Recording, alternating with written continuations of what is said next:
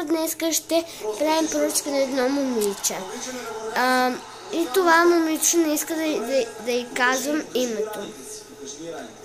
Сега ще ви покажа две убийци. Аз имам още един чифт, същите зайчета. Ето две убийци на зайче. С сребърни кукички, сребърни кукички. Слагаме ги вътре. Ще ги обърна така.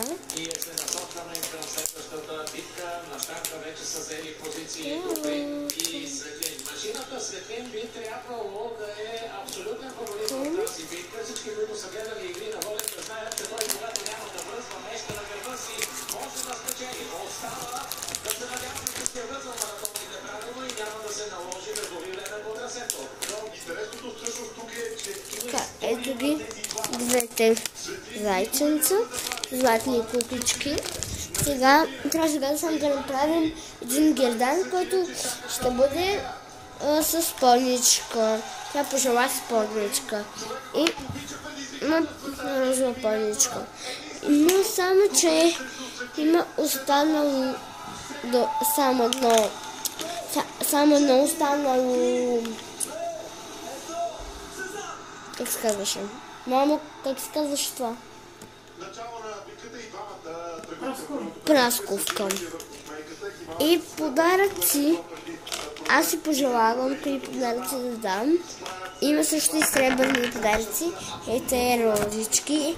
Различно са правени от баба ми. Не са купени.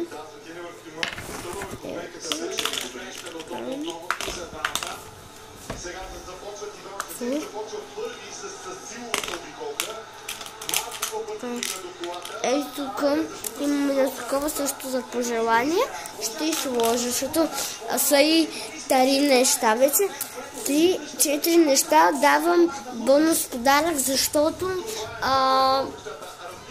са доста неща, с които си поръчала. Аз парам вторича, защото сега преготвяме тази голямата. Слагаме се тук.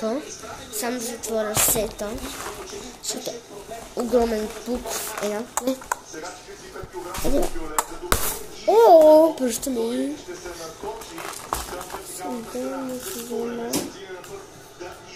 Единичко. Ще правим втора част вече, че няма да има време. Чао!